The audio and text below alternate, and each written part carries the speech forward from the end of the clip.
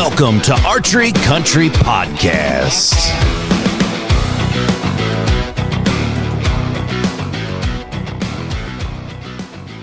And hello, how's everyone doing?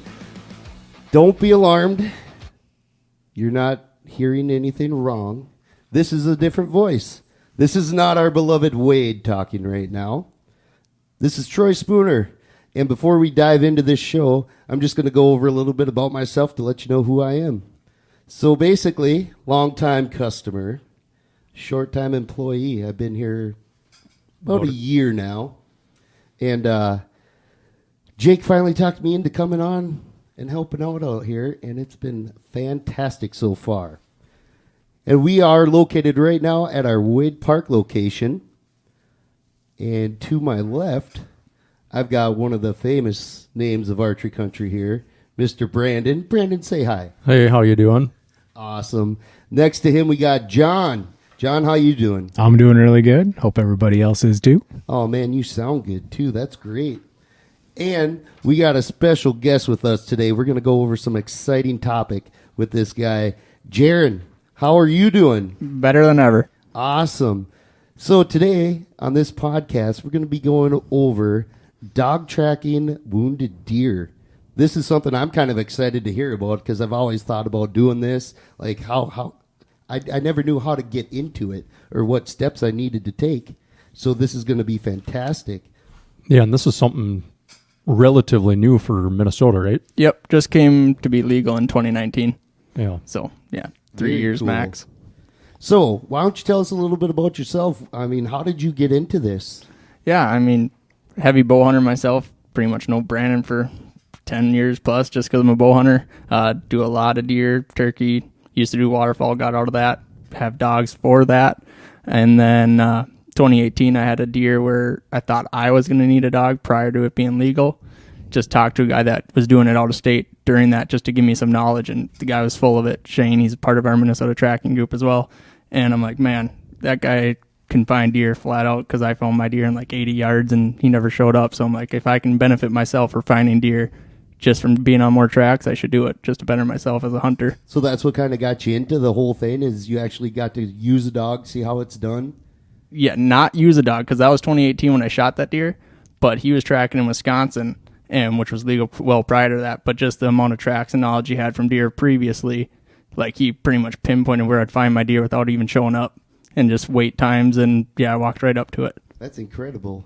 So that kind of spurred you to get into the dog tracking just off of not so much him as a dog tracker, but just the knowledge he had, you're saying? Right, on exactly. tracking? I'm like, you always hear people, friends, family. I mean, I have a ton of friends that are hunters, so I'm like, well, if I get a dog, they'll be able to help them, and plus it'll benefit me in the long run. And then you learn learn from others' mistakes, like what you should do on a track to help you find more deer. And like, it'll benefit me in the long run. And then plus, you see where a lot of people shoot big deer, so you can kind of see like where they're shooting deer early season, coming out of a bedding area or on scrape. So it benefits you quite a bit of different ways. That's pretty interesting. I never even thought about the advantage of that, of, week to week, different tracks throughout the year. And you're seeing, okay, this guy shot this deer because he's coming out to beans early season, or he's hitting acorns in October or something. And you probably hone in on that when you're hunting too. Yeah, if your eyes are open, you can learn quite a bit of how close, like,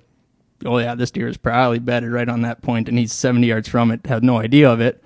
But he's real uptight into this bedding, or this guy just shot it first week of season on alfalfa.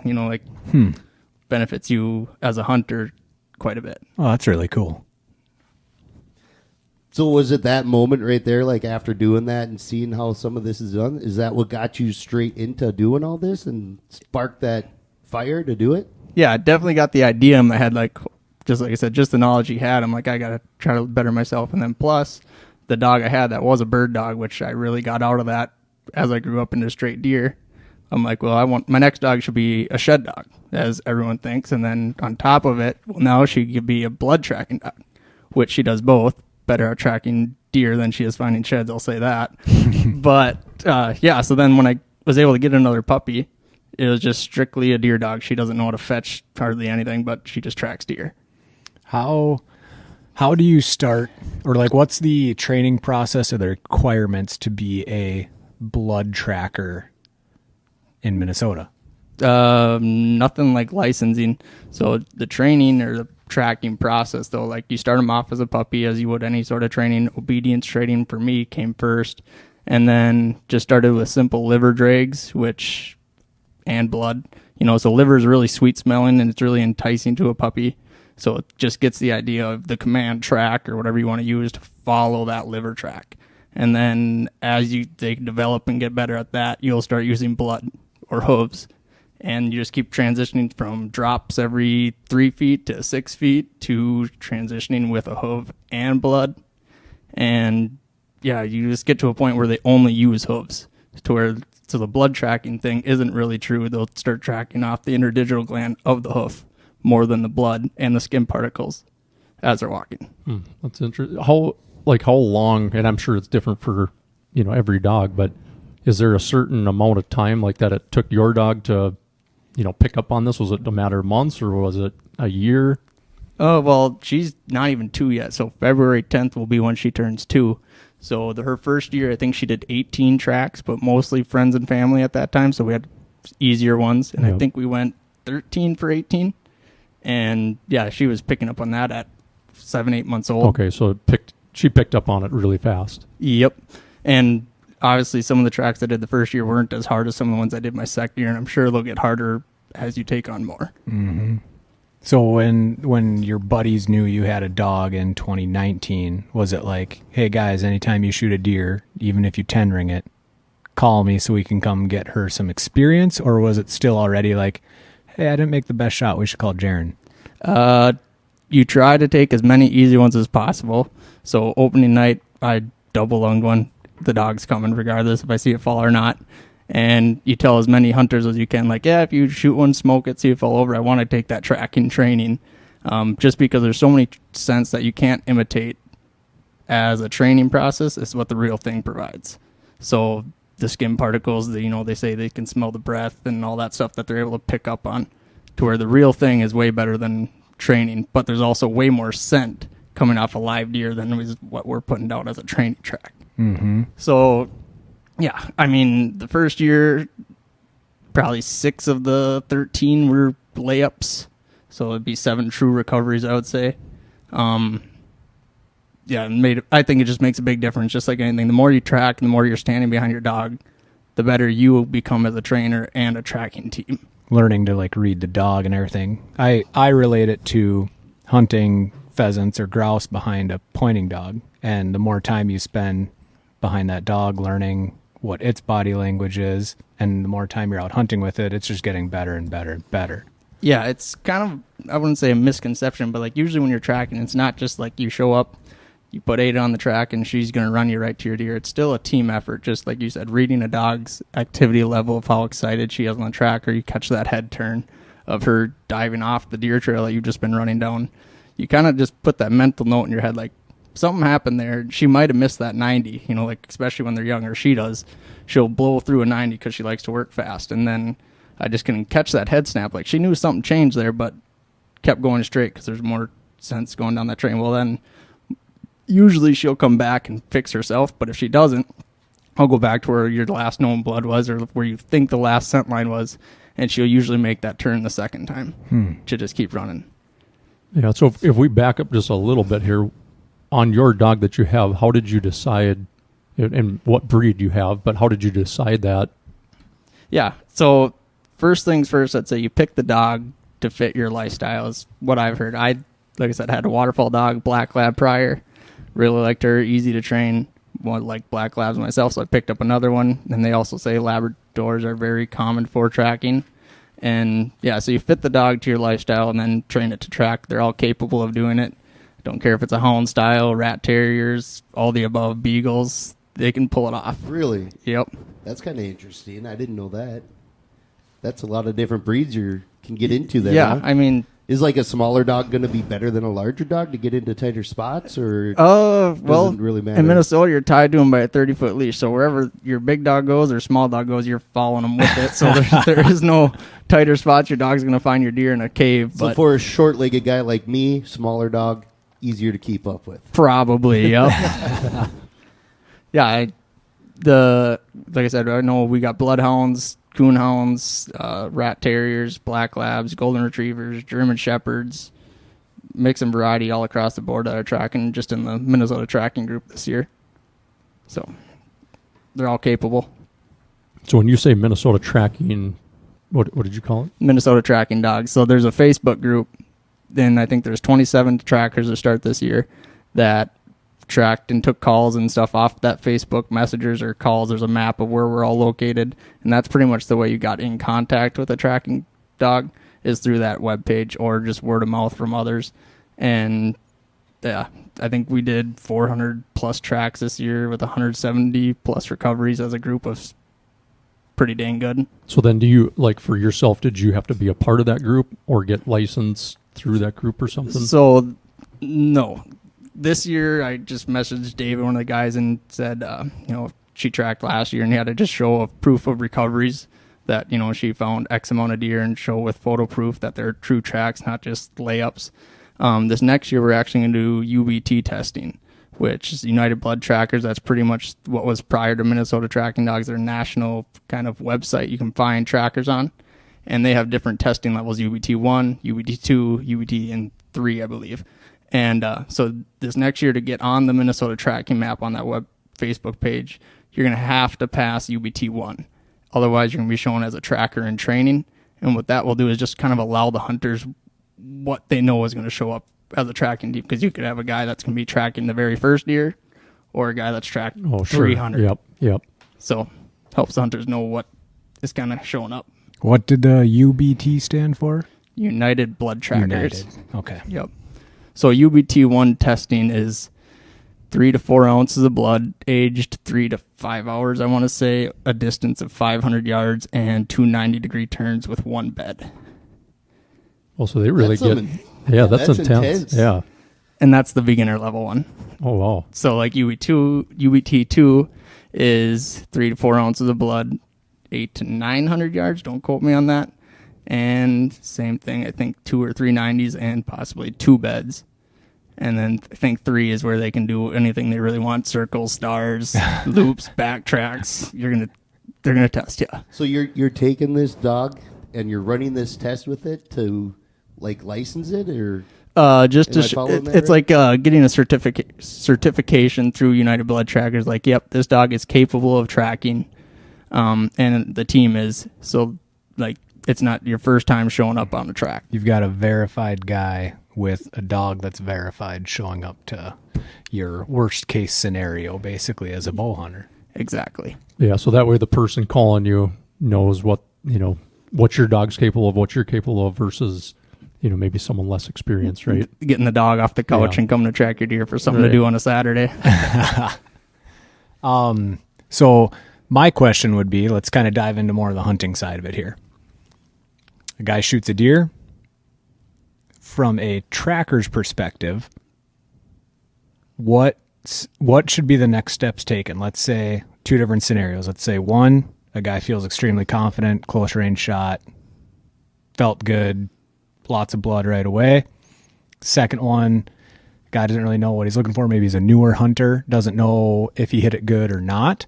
What scenarios or what steps would you say are the first things to do after you shoot a deer and you're not sure if you're going to need a tracker or not?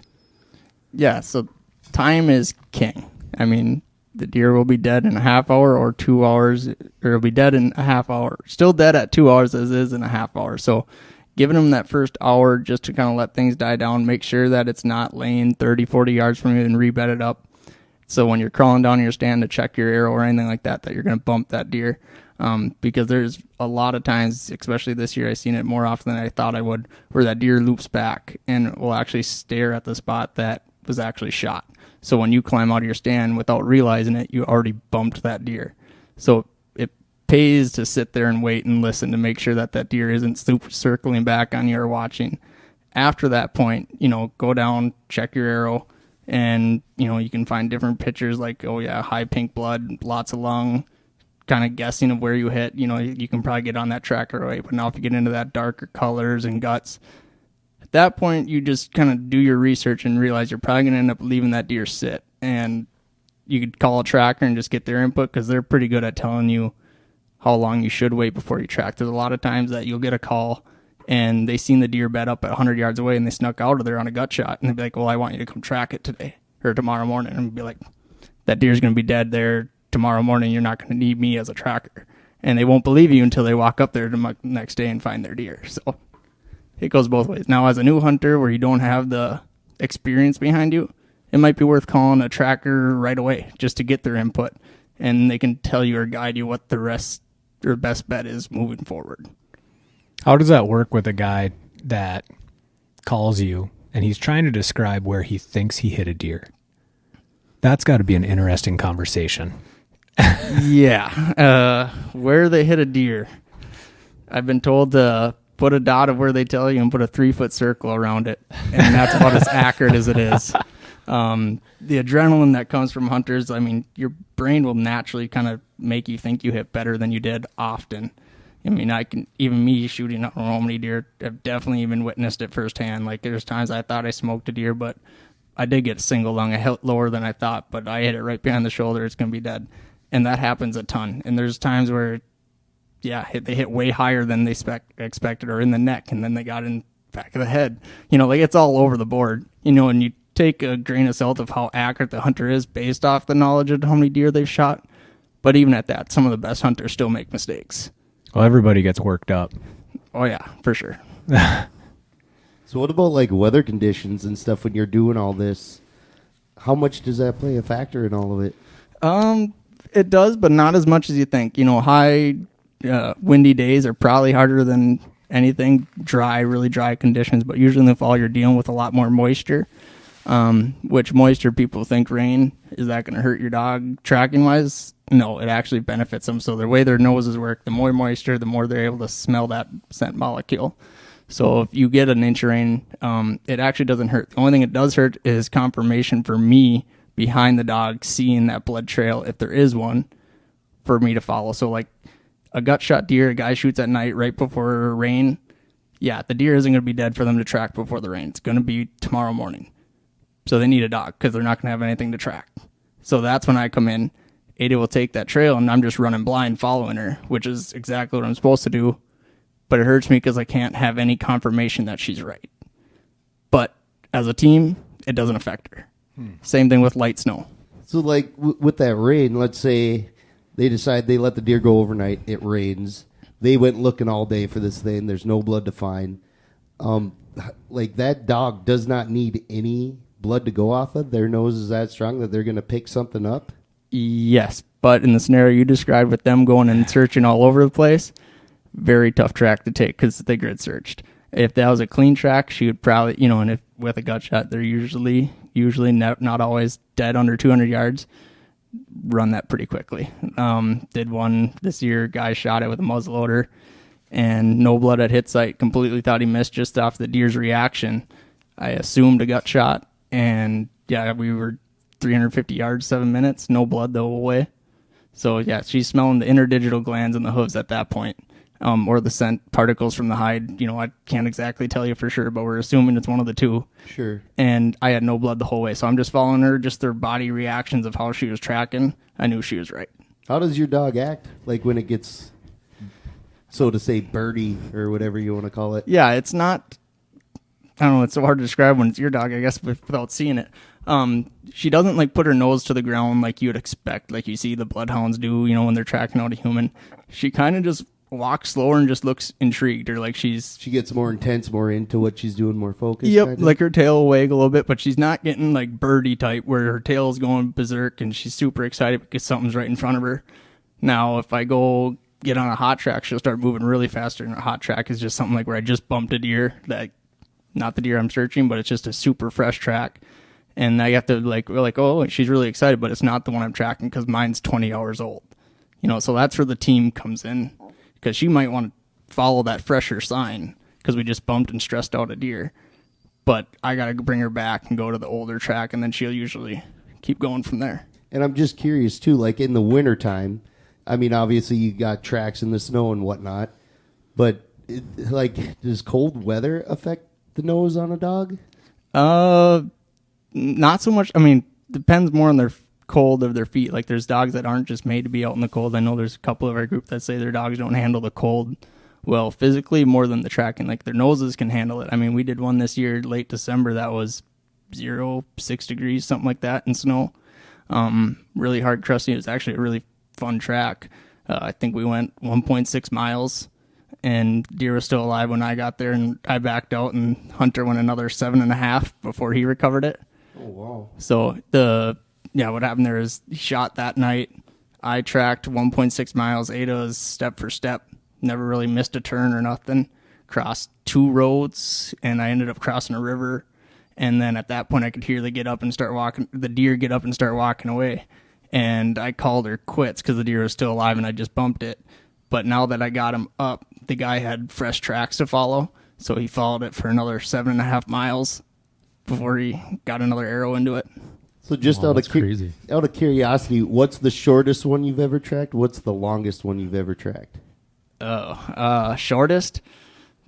I was done with one in under 5 seconds, I guess, 10 seconds. I mean, is that one of the layups that you're talking about, or like a real track one? That was a real track. The guy gut shot it 35 yards roughly, seen it run across a whole alfalfa field and dove into off the field. I came up walking down a hill, and this was in the morning the next day, and she started acting weird just walking down that hill already. So when I put her on the track, she started wanting to go right into the swamp, like right down the hill further. And I asked the guy, I'm like, you didn't jump in here? Nope. He's sure that I didn't go in there. He goes, I went across the whole alfalfa field. But this is one of those where the gut shot looped all the way back, and it was 30 yards from where he shot it. But the thermals were pulling all the wind up to her as we were walking in, so she never actually tracked it. She just went right to the deer. So, and then long tracks, yeah. Probably that one this December was my longest track. Done a couple over a mile, 1.6, 1.3, and usually those ones aren't the ones I'm getting recoveries. Them are just running a deer that's not going to die.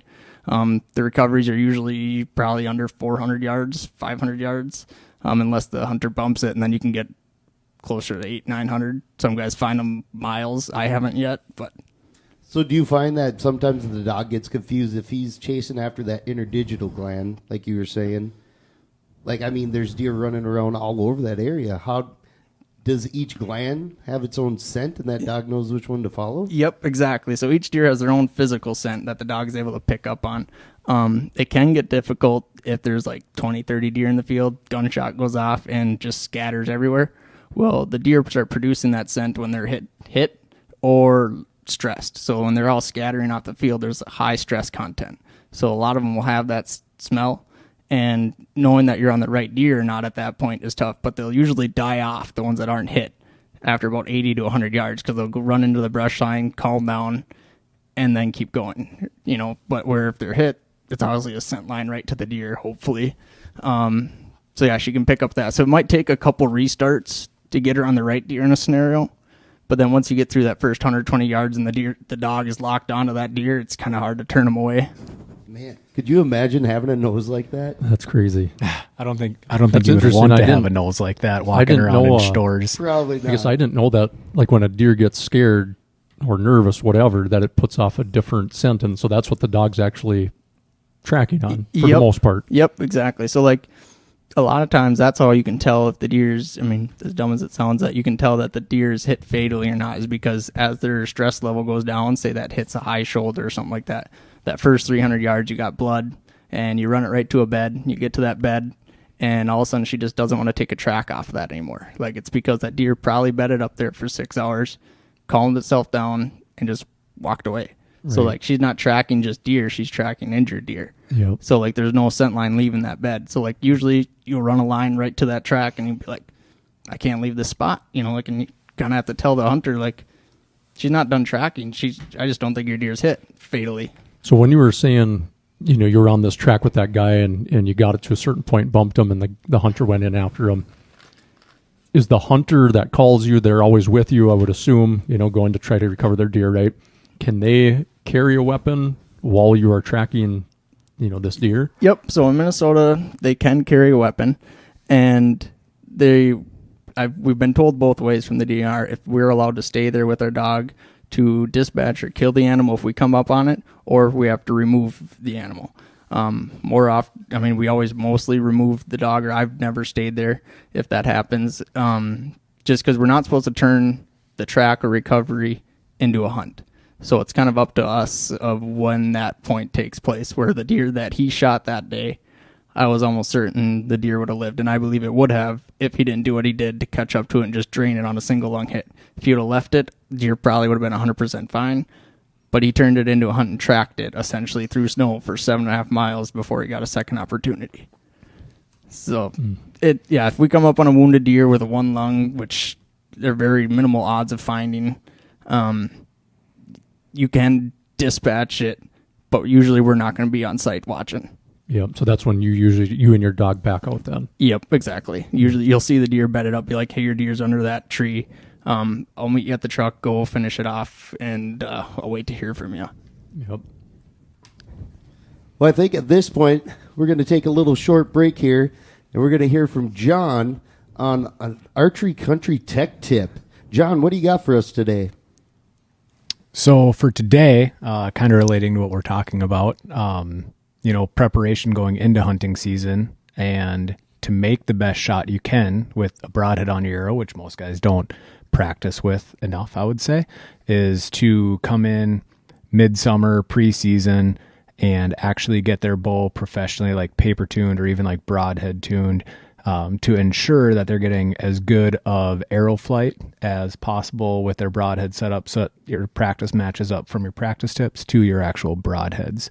The more preparation you do on that side of it, probably in the long runs, the ability to make a little better shot or actually have your shot hit as close to where you're aiming as possible would, be beneficial. Very cool. I like that. Getting back into this dog tracking topic now. When a hunter, like say the hunter's got the shot, right? He thinks it's bad. Do you suggest they go after that deer?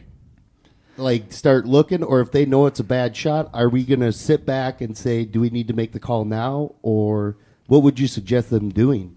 So obviously each shot of where they think they hit and what their deer's reaction was leaving that shot, we'll just drill them with questions, how high were you, broadhead you're using, where do you think you hit, what was the deer's reaction when it ran away, how far did you see it, did it stop, did it hunch up, just nail them with questions. And even when you show up, you just keep asking the same questions, because you'll start noticing different scenarios, like, well, you told me this last time, because it's all blurry to them. I mean, even me personally, I did it this year too.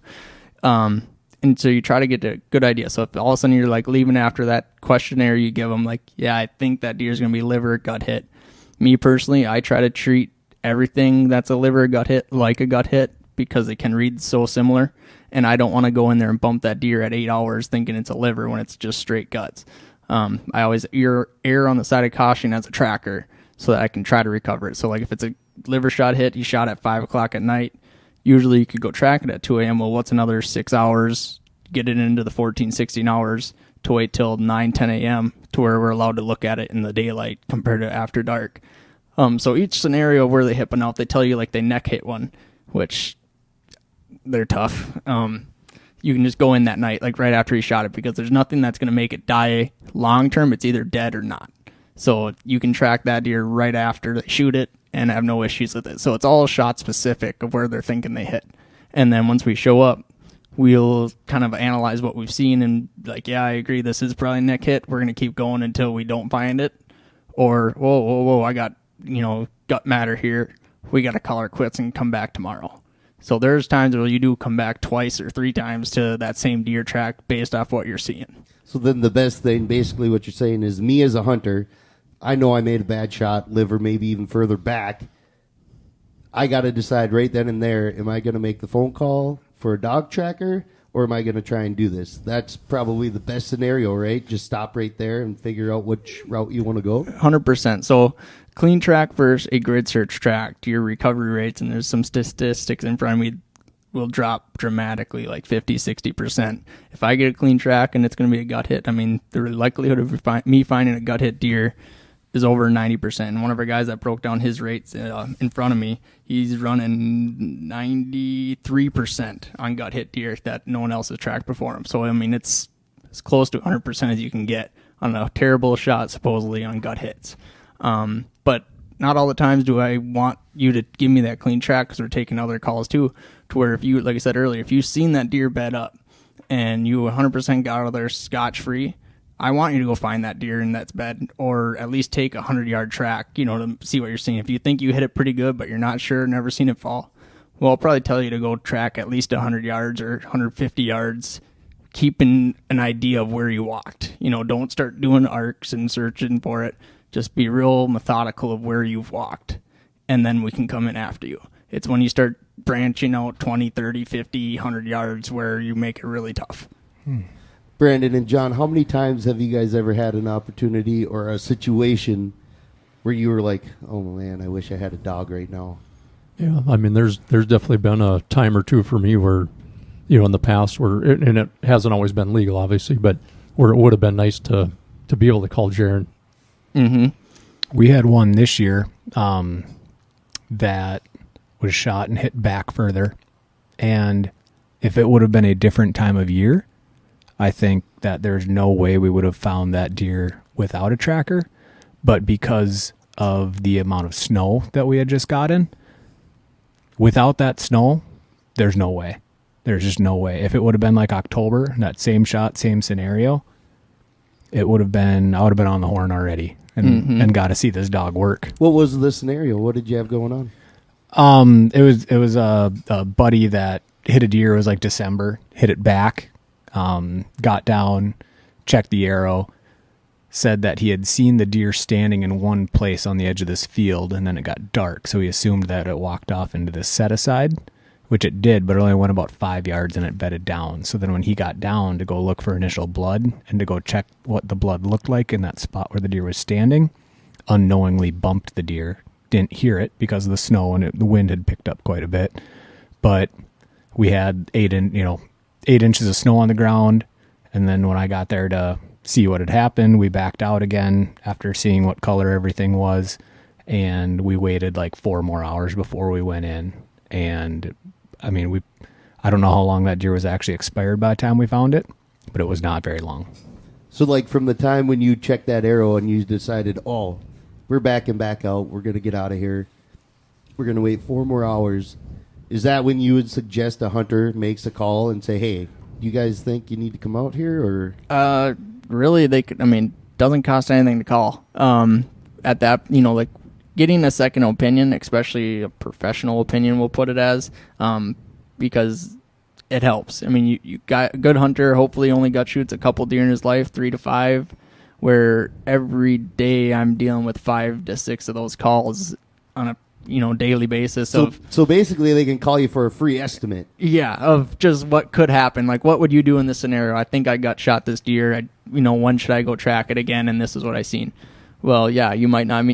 Go track it, but don't do it until noon tomorrow. You go, I just jumped one 18 hours alive still today. Sounds a pretty similar hit. Why don't you wait 20 and see if you can find them at that point? And that right there, if you would just listen and do the actual wait times, I bet you the amount of tracks that I would need to take would just drop dramatically. If the hunter treated each track correctly, they wouldn't need a tracker very often.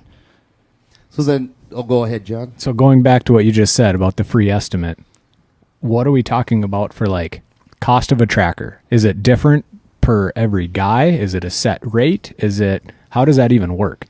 All over the board, but majority of the people that are dealing in Minnesota are tips only. There are a few flat fee guys, don't know what their rates are, and some people just do it for fun too, and if it's close to home and only takes 10 minutes, heck, you don't need to charge nothing. It's just kind of getting the dog working. But say 95% of the guys on our list are just looking for tips. Yep. So like cover my gas and then whatever you feel like on top of that kind of thing. Yep, exactly. If you think I worked hard and deserved $40, $50, anywhere in between. What's the best tip you ever got? I've gotten some nice ones. Yeah. So in my mind, I'm thinking like, okay, if I shot a really nice buck and wasn't sure about the shot and just wanted you to come and we recover a buck that would be like, let's just say biggest whitetail any of us have ever shot, right? Yeah. It wouldn't be $40-$50. I mean, you know, Right. I would be pretty freaking excited, and I would probably be throwing money around like an idiot. We'd probably pick Jaren up, give him a big hug. It's happened. Yeah, I mean, that's just it. Everyone will say, oh, what do you want for money? I'd say I don't pick a rate because dollar value for what's a lot or what it's worth is different to anybody. Mm-hmm. You know, $20 for a guy that just got his first bow and spent $150 on it is a lot. Where the next guy has been doing it, he's 6 years old, does 150, 300 acres. He might give you a little bit more because he can. Right. So there is no set value of what I'm looking for when I show up. And I'd say that's across the board. Each person's a gentleman enough to realize what the cost is for us to drive 2 hours, half hour, all situation specific. Mm-hmm. Yeah, if you shoot a 200 incher that took 3 days to find, you're probably looking at more than $10. You know? So do you have like a percentage, like, so you've been doing this tracking for a few years now with your dog, like your recovery rate? Yep. So Ada's lifetime, she's running at 42%. She's 22 for 50, or yes, 22 for 51. The national average runs about 40% as well, so she's tracking right with that. But it's so up and down with tracking. I mean, I went on an 0-9 streak this year. Our recovery rate this year was 9 for 33. I think it was just around 30%, so it really dropped off. But the more tracks you go on, will bump you right back up to that 40% usually. So, yeah, I think we ended the year, you know, if I cut off that 0-9 streak, I was running 55, 60%. And then would you say, so on that, like you're running 40% roughly. Yep. So the other 60%, like what percentage of those of deer do you think actually died? Or how many of those do you think lived? So let's just base it off this year's. I had, well, I'll call it 9.5 or 10 recoveries. Truly 9 by Ada, that guy that found his 7.5 mile later. I didn't count that. So 9 that she found. I had 11 proof of lice, which is legitimately a picture from a trail camera or a picture of a guy shooting it later. So that puts me at 20. I think I had roughly like 4 or 5 called off at property lines. Out of those, I'd like to think, you know, in my head that 3 of them probably died that I couldn't go into. And then I also have some that I never got a proof of life picture that only had 3 inches of penetration in the shoulder because I found the arrow at the bed 400 yards later. I can't say the deer lived, but more than likely it did. Right. So it sounds like that percentage is a little skewed in a way, like the dog is finding a very high percentage of the deer that are actually going to die. Right. So if we're going to go that way, Ada's tracked 51 deer. We've had one that has been found that she didn't find by the hunter later. So if you times that, put that in a scale of 100, she'd missed 2% of deer that died, or 2% of our tracks, then she might leave one. That's incredible. There's also a big asterisk here of if you're at the point of calling a tracker, you know, you're usually talking probably like worst case scenario, or there's no blood to follow, like with that muzzle loader hit, where like if they, you know, if you wouldn't have gone, that deer, would they've even gone and looked for it, kind of thing? You don't know. Yeah, exactly. I mean, that we're not dealing with your double lungs and heart shots. I mean, if I took every track that a guy shot, I mean, I'd hope my percentage is about 98%. You know, guy probably shoots 9 deer out of 10 that he wounds, you know, and finds without help. So we're tracking that 10% of really iffy shots, you know, shoulder shots, necks, guts, hind quarter, back of the head. Like I said, nothing that's normal. So that's why that 40% doesn't seem all that high, but it's worst case scenarios that we're trying to find these deer. Yeah. So like in my mind, you start talking about that and like that's impressive. That's an impressive number. So, yeah. So in my head, when it comes to that, is the average person, when they can't find their deer, it probably lived. 40% of them don't. Mm-hmm. You know, that's what we're finding. So when they tracked it for 300 yards and there's no blood, well, I must have just grazed it. Well, that deer just didn't bleed, and it's probably laying there somewhere, and you just couldn't track it efficiently by person. 40% of the time. So you were talking about like property line. Do you have issues with that? You know, where you get to a property line, and is it you making the call? Is it the hunter making the call to get permission to go on that next property? Are you having success getting on those? Or so in Minnesota, we're allowed to go on recreational lands, like through the woods, as long as it's not legally posted. So usually you talk to the tracker, not the tracker, the hunter prior, like try to get as much permission as possible. But if you're blowing through property lines that you had permission for, all of a sudden you get to a spot that not fenced, posted. Legally in Minnesota, you can go through it without a firearm and keep going. Try not to do that, but you can. Now, if it's agricultural, like farm fields, you can't do that, or legally posted, then you have to get permission. And more often than not, you get it. You know, like as long as they're home, it's pretty easy to get. I've only had a couple where the hunters like didn't ask for it, but I have a really bad relationship with my neighbor. He's not going to give me permission where they don't even ask. I had one guy, I couldn't believe it, say no to a 17-year-old, and I'm almost certain that deer's dead in 5 acres of timber. Oh, really? Yeah, really big deer, 160 incher, I'd say. Hmm. And I don't know if the guy knew it was in there and just wanted to go find it himself or what the deal was there, but it was kind of iffy. So I know this is a new thing for Minnesota, but how many states is it, or maybe you don't know how many, but around our region here, how many states is it legal in for this dog tracking? 43 out of 50.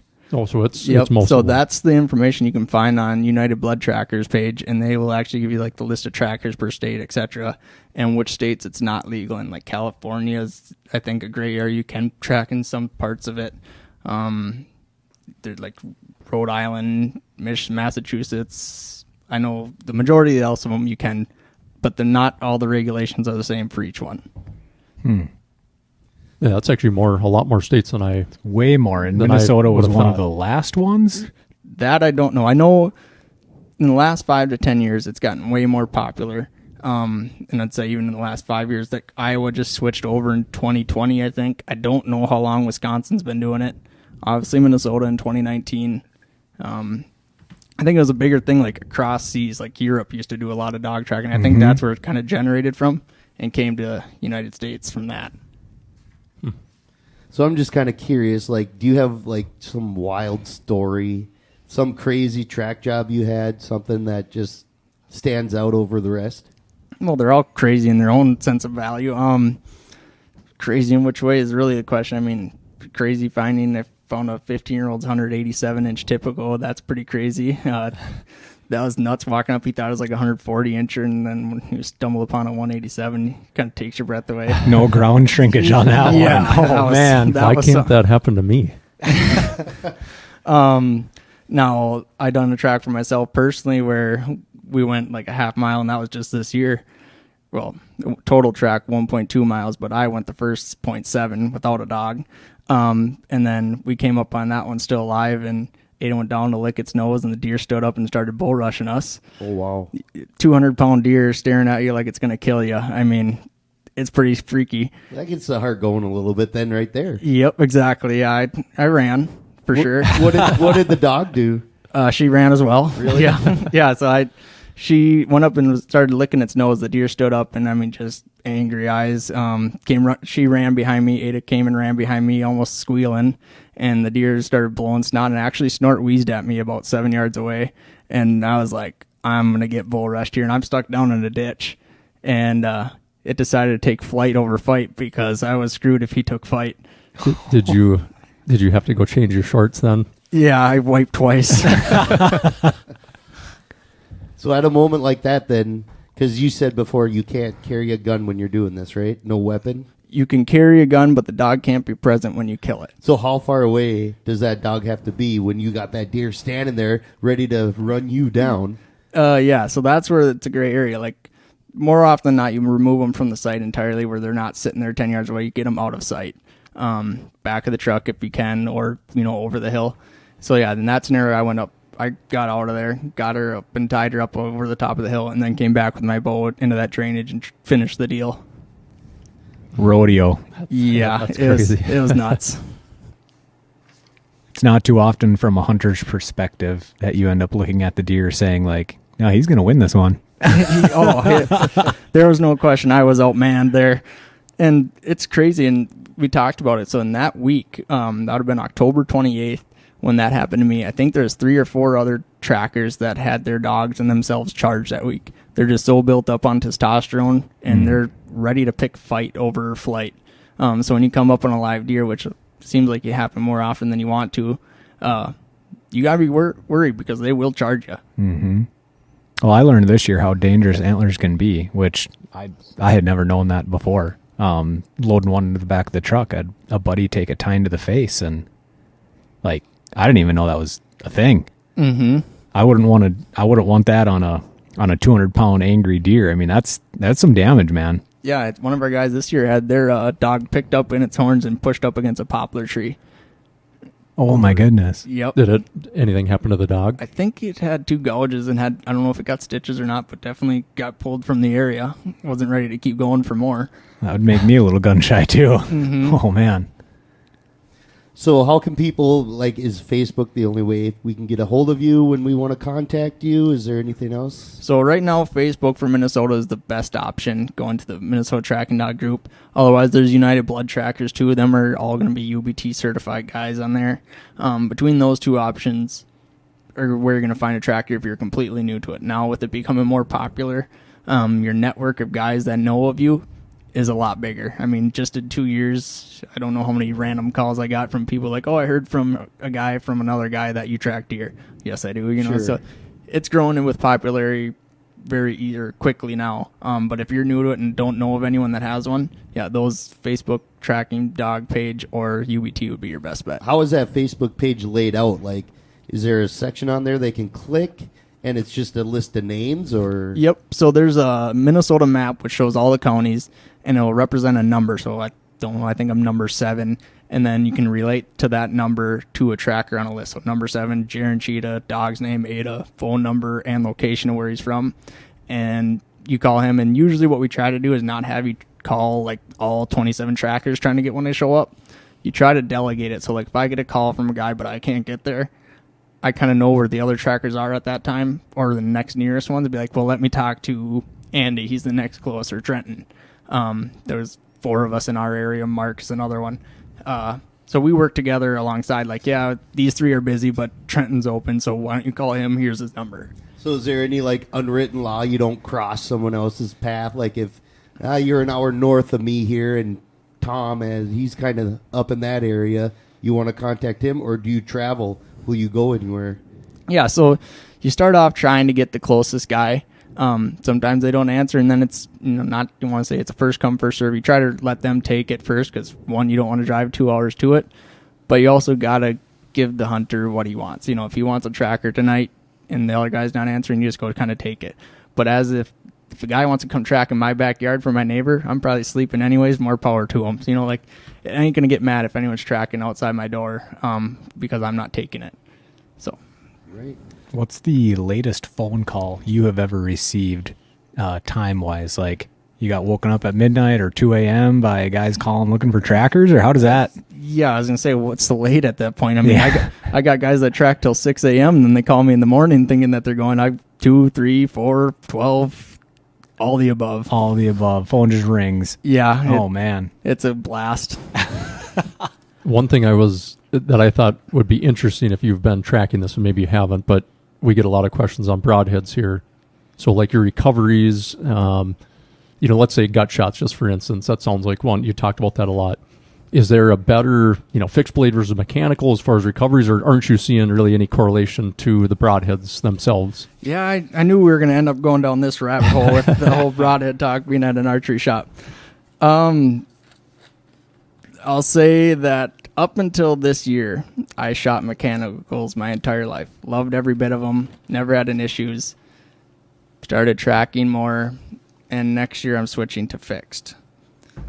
Do mechanicals kill deer? Yes. The biggest difference is your penetration. And so one of our guys has a great algorithm that breaks it down.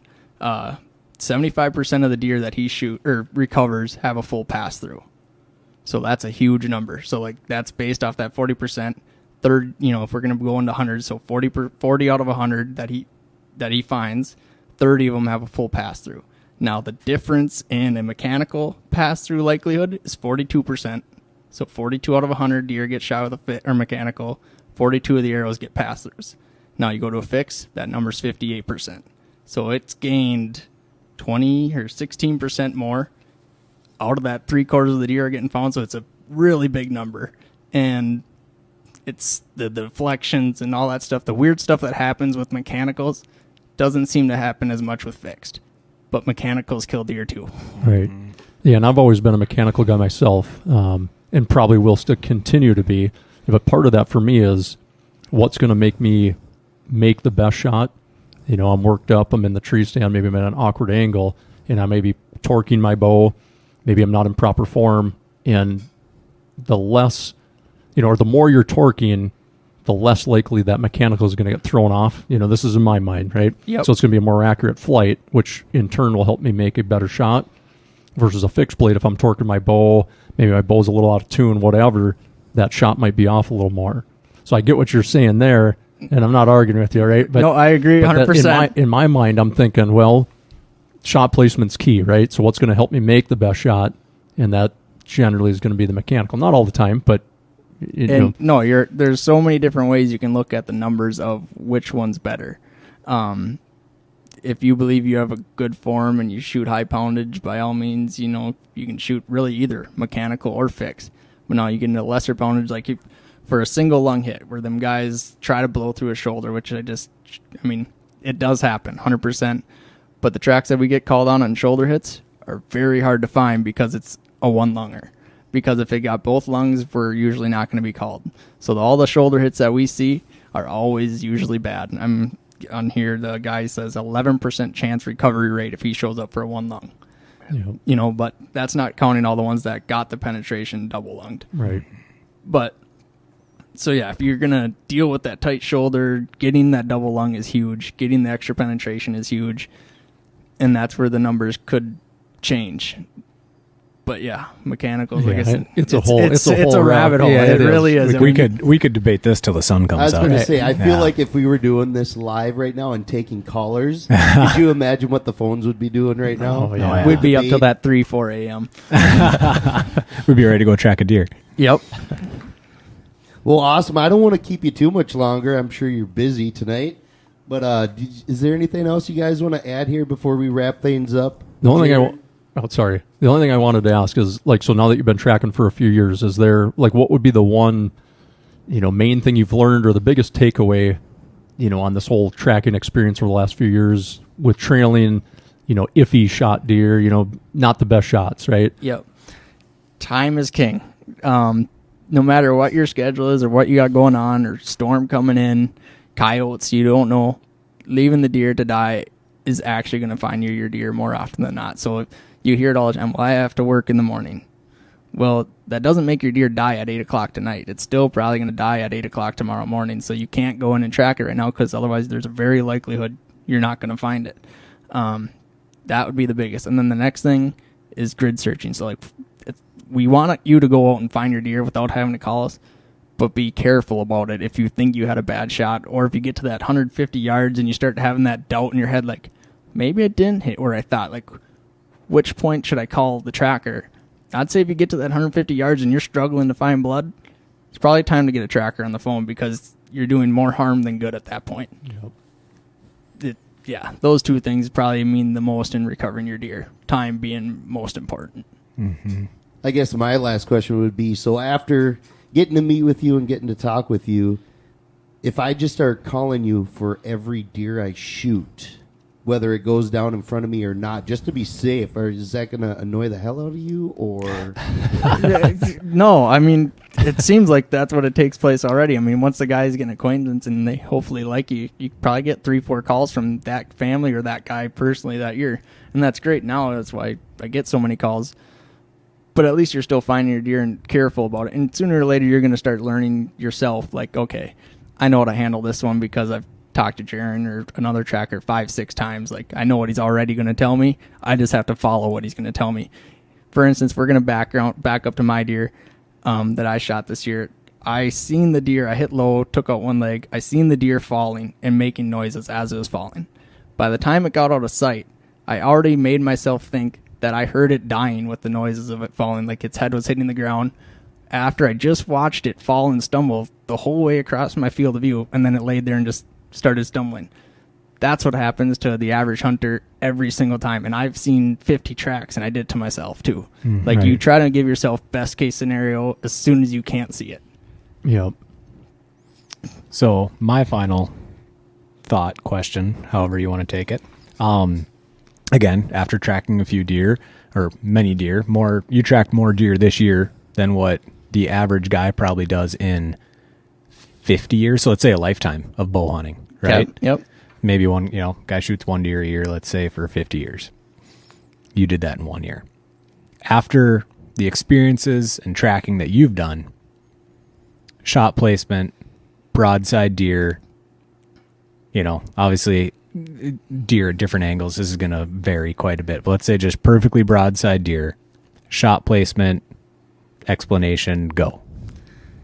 I'm staying off that shoulder. First things first. I don't care if you're shooting the heaviest arrow in a 2-blade, single bevel, 800 grains. I don't know the details on it, but I'm just staying off that shoulder because you're just asking for the 2 out of 10 or something that doesn't get the penetration.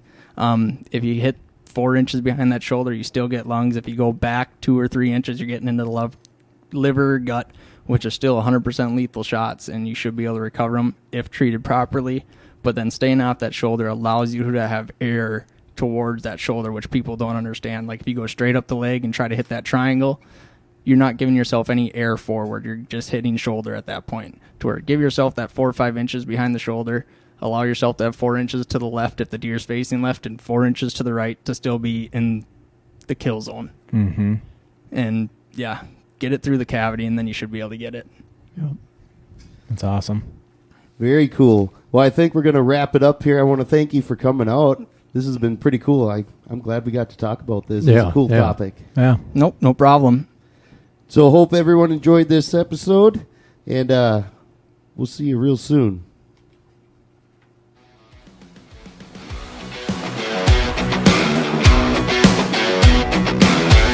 Thank you for listening to Archery Country Podcast.